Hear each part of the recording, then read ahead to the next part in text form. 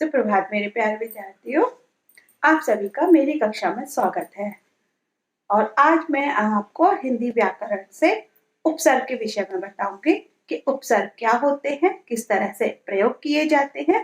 तो चलिए आइए जानते हैं उपसर्ग के बारे में। तो देखिए बच्चों, हिंदी व्याकरण उपसर्ग ऐसे शब्दांश जो किसी शब्द के पूर्व में जुड़कर उसके अर्थ में परिवर्तन कर देते हैं या उसके अर्थ में विशेषता ला देते हैं, उपसर्ग कहलाते हैं।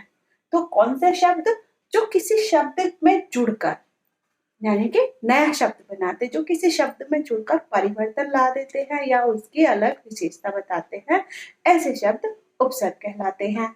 अब देखिए, जैसे उप का अर्थ होता है समीप और सर्ग का अर्थ होता है षष्ठी, नया शब्द बनना, यानी नया शब्द बनना। ठीक है, अब आगे बढ़ते हैं। किसी शब्द का समीप आकर नया शब्द बनना, वे शब्द मूल शब्दों से भिन्न होते हैं। किसी शब्द का नया शब्द बनना, तो वे शब्द किसी शब्द का समीप आकर यानी कि दूसरे शब्द का अगर दूसरे शब्द के साथ जोड़ा जाए या वह उसके समीप आ जाए तो एक नया शब्द बनता है और उसका नया ही रूप हो जाता है, क्योंकि उसमें परिवर्तन हो चुका होता है। तो इससे वह नया रूप बनता है और वो शब्द मूल शब्दों से भिन्न होते हैं। वो शब्द क्या है? मूल शब्दों से भिन्न होते हैं। ओके बच्चों, यहाँ तक तो आपको आ गया समझ में कि उपसर्ग क्या होते हैं, कैसे बनते हैं। यानी कि उपसर्ग में किसी शब्द का समीप आकर नया शब्द बनना और वो शब्द उन शब्दों से भिन्न होते हैं। अब देखिए आगे, जैसे हार, शब्द का अर्थ है पराजय। अब आप लोग जानते हैं हार हो जाती है यानी पराजय हो जाती है, तो हार का अर्थ होता है पराजय। लेकिन दूसरा हार का अर्थ होता है फूलों का हार, जिसे पहनने वाली माला भी बोला जाता है। तो फूलों का हार, तो इसके दो अर्थ हैं, पराजय और माला। ठीक है, अब इस हार शब्द में प्रा, आ और वी जोड़ने पर नया शब्द बनता है। अब प्रा, आ और वी ये शब्द क्या है? स्वतंत्र रूप से इनका कोई महत्व नहीं है। प्रा, आ, वी इनका स्वतंत्र रूप से कोई महत्व नहीं है। जब यह शब्द किसी और शब्द में जुड़ जाते हैं तो इनका एक महत्व बन जाता है और एक नया शब्द बन जाता है। तो उस तरीके से यह जो हमारा नया शब्द बनता है वो हमारा उपसर्ग कहलाता है। तो देखिए, हमने प्रा हार में जोड़ा है, प्रा जमा हार प्रहार। ठीक है, प्रा को हमने हार में जोड़ा तो प्रहार बना, प्रहार एक नया शब्द निकल के आया और इसका अर्थ होता है चोट करना यानी किसी को मारना। अब इसी तरीके से आ को हमने हार में जोड़ा, आ जमा हार आहार, आहार एक नया शब्द बनकर आया। आहार का अर्थ होता है भोजन। अब वी जमा हार विहार ना, और विहार का अर्थ होता है घूमना। तो मैंने अभी आपको ये बताया कि प्रा, आ और वी इनका अलग से कोई महत्व नहीं है, लेकिन जब ये किसी शब्द में जुड़ जाते हैं तो इनका महत्व बढ़ जाता है और एक नए शब्द का जन्म होता है, यानी नए शब्द की सृष्टि होती है। जैसे प्रा, आ प्रहार, आ आहार, वी विहार ना। तो प्रहार का अर्थ हुआ चोट करना, आहार का अर्थ हुआ भोजन और विहार का हुआ घूमना। तो इस तरीके से हमारे और भी बहुत सारे शब्द हैं जो हमें उपसर्ग के समीप उपसर्ग मतलब जैसे कि उपसर्ग के लगाने से नए शब्द बनते हैं। तो ये जो हमारे शब्द होते हैं ये उपसर्ग कहलाते हैं। तो आइए आगे जानते हैं और कौन कौन से शब्द होते हैं। और ये जो उपसर्ग होते हैं ये 4 प्रकार के होते हैं। तो चलिए आगे जानते हैं।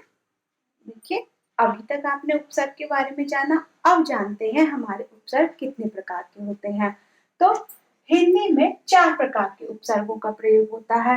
नंबर 1 संस्कृत के उपसर्ग, नंबर 2 हिंदी के उपसर्ग, नंबर 3 उर्दू के उपसर्ग और नंबर 4 उपसर्गों की तरह प्रयोग किए जाने वाले संस्कृत के अव्यय। ठीक है, तो सबसे पहले हम संस्कृत के उपसर्ग जानेंगे।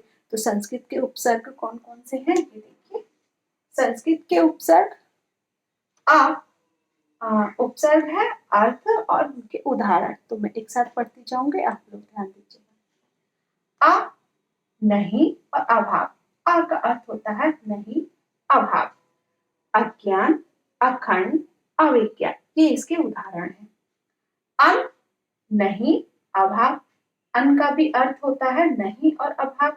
अब इसके उदाहरण है अनाचार, अनादर, अनमोल, अनपढ़। अति, अधिक, ऊपर। ठीक है। अब इसके भी उदाहरण है अत्यंत, अत्यधिक, अत्याचार, अतिरिक्त। अधिक, अधिक का अर्थ होता है ऊपर, श्रेष्ठ, समीप और प्रधानता। अब इसके उदाहरण है अधिनायक, अध्यक्ष, अधिपति, अधिग्रहण। अब अभी, अभी का अर्थ होता है सामने और। इसके उदाहरण है अभिलाषा, अभिनव, अभिनेता, अभियान। अनु, अनु का अर्थ होता है पीछे, पीछे। अब इसके उदाहरण है अनुरूप, अनुचर, अनुसार, अनुराग। अब का अर्थ है बुरा, नीचा। अवशेष, अवगत, अवकाश। आ का अर्थ है तक या पूर्ण। आचरण, आजीवन, आजन। अब इन सभी में बच्चों आपने एक चीज तो नोटिस की होगी, यानी एक चीज पर तो ध्यान दिया होगा कि जो यहाँ पे ये शब्द हैं आ, अन, अति, अधि, आवि, अनु, अव, आ, इनका प्रयोग इन शब्दों में सबसे पहले हो रहा है ना। इनका प्रयोग इन शब्दों में पहले हो रहा है। जैसे अ, अज्ञान, अखंड। अन, अनाचर, अनाचार, अनादर। ठीक है, ठीक है। अनाचार, अनादर। अब अति का देखिए, अत्यधिक, अत्याचार, अत्यंत। इसी तरीके से अधिनायक, अध्यक्ष, अधिपति। इसी तरीके से अभिलाषा, अभिनव, है ना, अनु, अनुरूप, अनुचर, अवशेष, और आचरण। देखा बच्चों आपने, ये सेम जो हमारे ये उपसर्ग हैं इन शब्दों में जुड़कर, यानी कि इन शब्दों के समीप आकर एक नया ही शब्द प्रदान कर रहे हैं, यानी कि एक इनकी नई ही विशेषता है। आगे बढ़ते हैं नंबर 2 हिंदी के उपसर्ग पर। नंबर 2 हिंदी के उपसर्ग। अब हिंदी के उपसर्ग पर ध्यान दीजिए। उपसर्ग, अर्थ और उदाहरण। तो उपसर्ग कौन से हमारे अर्थ है इसका निषेध और अभाव। संस्कृत में भी इसका अर्थ अभाव था और नहीं था। उदाहरण अछूत, अचूक, अचल, अटल।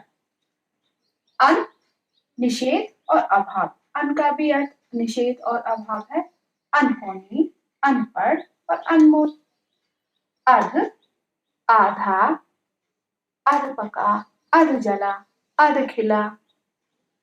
उन, एक कम, उन, एक कम, 29, 59, 19। अभी देखिए इसमें एक कम हो रहा है, 29 के आगे 30 आता है ना। इस तरीके से एक कम हो रहा है। अब को, बुरा, नीचता, कुपात, कुचाल, कुचक, कुकर्म। ये शब्द जो है हमारे हिंदी में आए हैं और हिंदी में उपसर्ग लगने से इनका अर्थ अलग ही है, परिवर्तन हो गया है, इनका रूप बदल गया और इनकी विशेषता भी अलग ही है ना। अब एक बार में और देखिए उपसर्ग अन, अर्ध, उन, को, और इनका अर्थ है निषेध और अभाव। अन का निषेध और अभाव, अर्ध, आधा, उन, एक कम, को, बुरा, नीचता।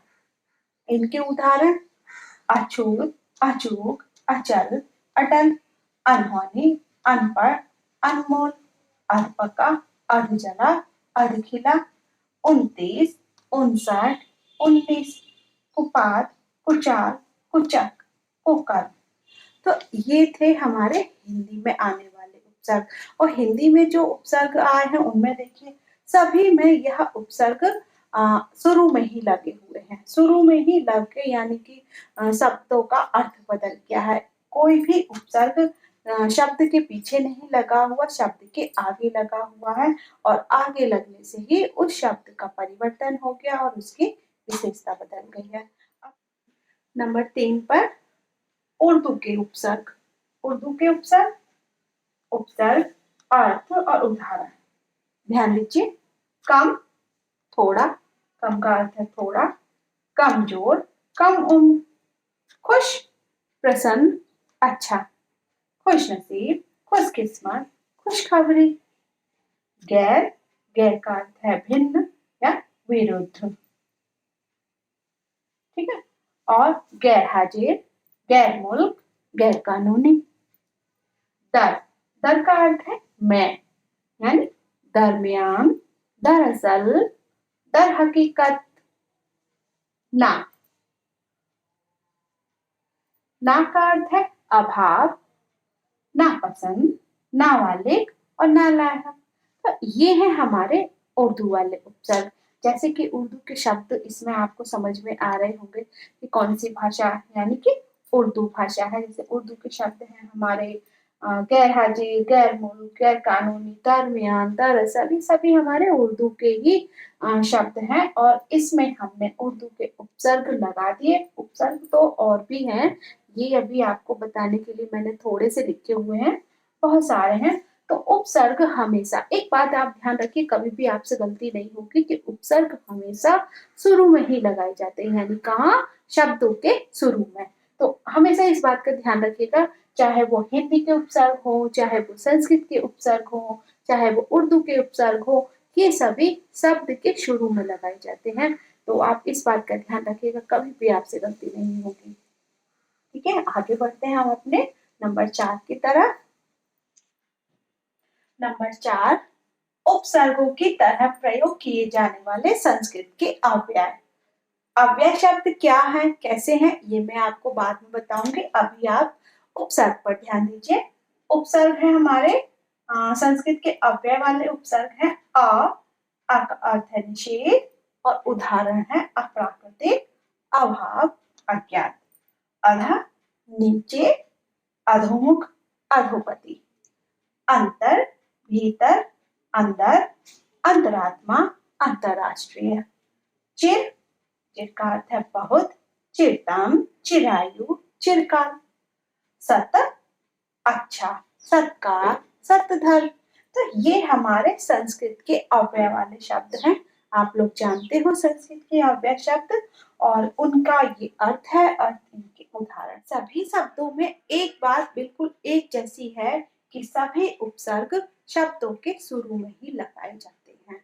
तो ये तो थे हमारे उपसर्ग और उपसर्गों के प्रकार। तो मुझे उम्मीद है कि आप लोगों को समझ में आ गए होंगे। तो बच्चों ध्यान रखिएगा कि सभी उपसर्ग शब्दों के शुरू में लगाए जाते हैं और उनको लगाने से एक नया शब्द मिलता है, शब्दों में परिवर्तन हो जाता है, उनकी विशेषता बदल जाती है। ओके बच्चों, आप सभी को ये उपसर्ग तो समझ में आ ही गए हैं और एक बार आप वीडियो को और देख लीजिएगा और अपनी बुक में पढ़ लीजिएगा। और आगे मैं आपसे फिर मिलती हूँ एक नए प्रकरण के साथ, यानी नए टॉपिक के साथ। ओके, अपना ध्यान रखिएगा। धन्यवाद।